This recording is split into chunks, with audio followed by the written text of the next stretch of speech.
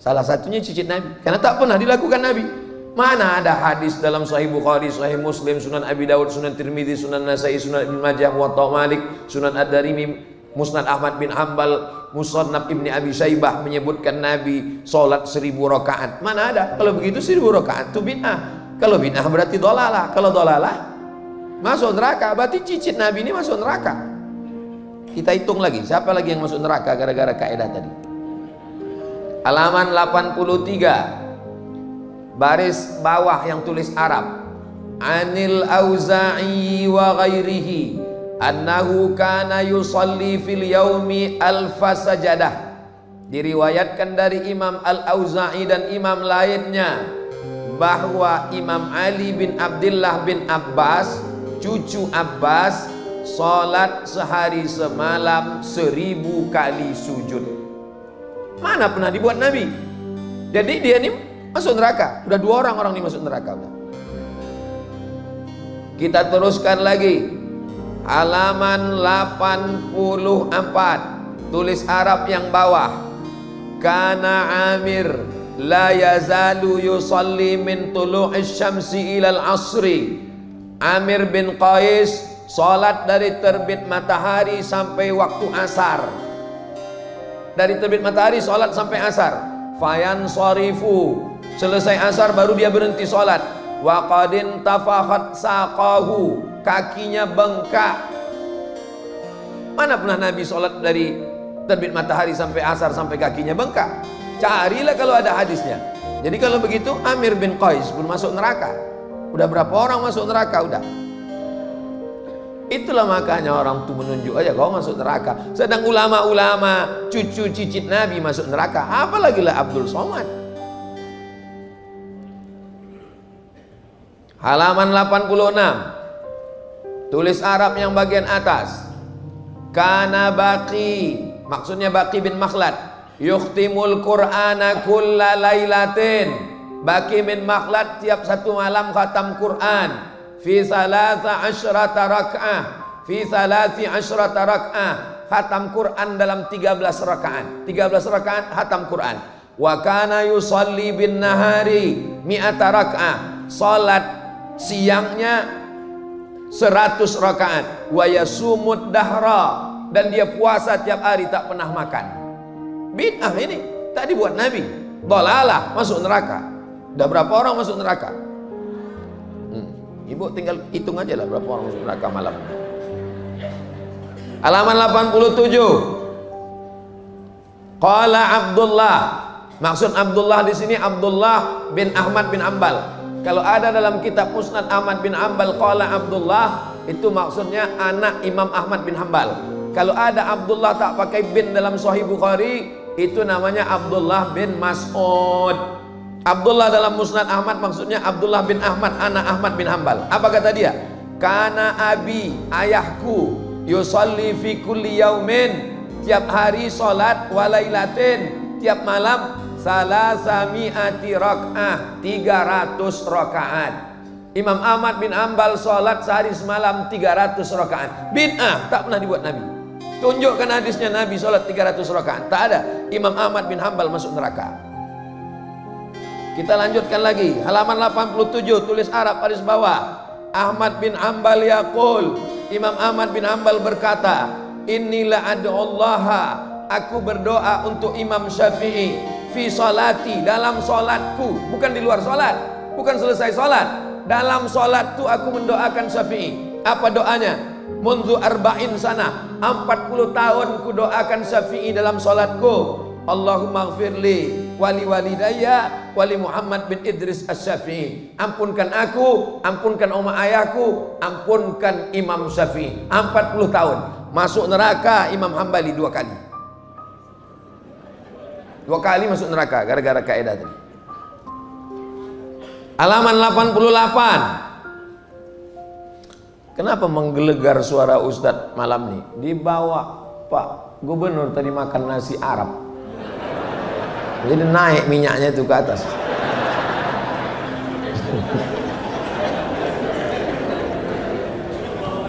Halaman 8, biar jangan serius sekali bapak-bapak. Halaman 88 baris atas. Wara'a jama'atun minas salaf. Menurut ulama salaf, yang dimaksud dengan ulama salaf 3 abad pertama, berdasarkan hadis khairul qurun qarni tsummal ladzina yalunahu tsummal ladzina yalunahu, abad 1, abad 2, abad 3. Apa katanya? Antuktaba lahul ayat minal Qur'an, dituliskan ayat Quran di atas kertas, summa yashrabaha, kemudian dimasukkan ke dalam air, diminum airnya. Mana ada diajarkan Nabi?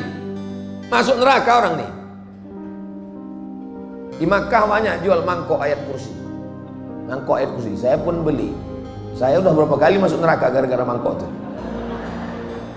Nih, salaf yang buat. Qala Mujahid. Mujahid berkata, Nabi punya sahabat namanya Abdullah bin Abbas. Abdullah bin Abbas punya murid. Ada nama muridnya Ikrimah, ada nama muridnya Ad-Dhahhak.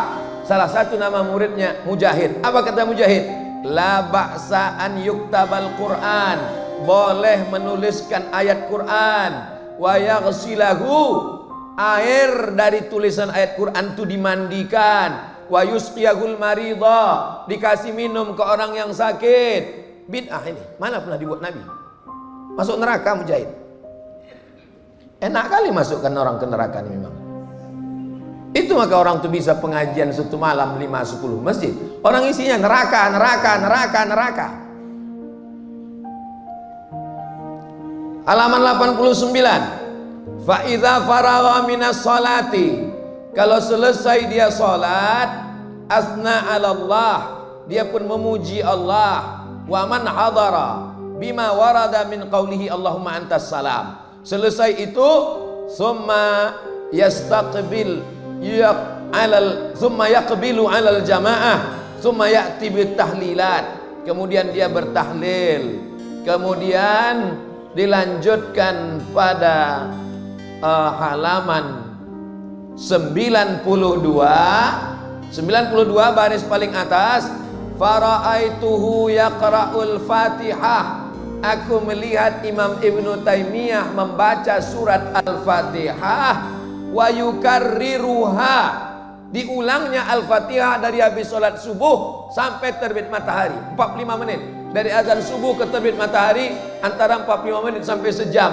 Ibnu Taimiyah membaca Fatihah dari habis sholat subuh sampai terbit matahari. Tak pernah dibuat Nabi. Bid'ah. Ibnu Taimiyah pun masuk neraka karena tak pernah dibuat Nabi. Jadi apa solusinya? Apa solusinya supaya orang ini tak masuk neraka? Ini yang perlu kita pikirkan malam ini. Gimana biar orang ini tak masuk neraka? Solusinya ada di halaman 37. Berbalik-balik nih Pak Ustadz. Iya. Solusinya ada di halaman 37. Mana dia solusinya?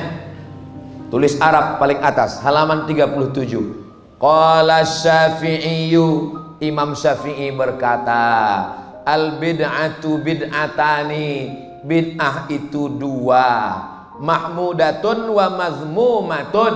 Ada bid'ah mahmudah, ada bid'ah mazmumah.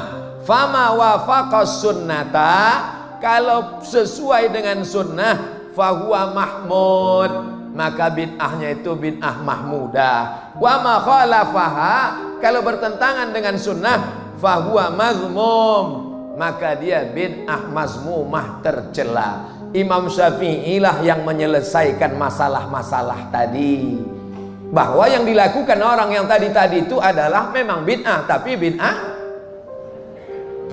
hasanah, bid'ah mahmudah, bid'atu huda. Imam Syafi'i lah yang menyelesaikan. Maka kata Imam Ahmad bin Hanbal, kami banyak hafal hadis, tapi kami tak paham maknanya. Sampai Imam Syafi'i masuk ke Baghdad, barulah kami tahu mana hadis am, mana hadis khas, mana hadis mutlak, mana hadis muqayyad. Karena Imam Syafi'i lah yang menyusun pertama ilmu usul fiqh dalam kitab Ar-Risalah. Dipanggilnya muridnya namanya Rabi Al-Muradi. Rabi, tolong kau tuliskan dulu Ar-Risalah. Dituliskannya lah Ar-Risalah 300 halaman tanpa menengok referensi, jadi kitab usul fikih tertua di dunia. Dialah yang membagi bid'ah itu, ada bid'ah hasanah, ada bid'ah dhalalah. Sekarang datang ustaz, kalau mengajar laptopnya hidup, kalau laptopnya mati ilmunya hilang.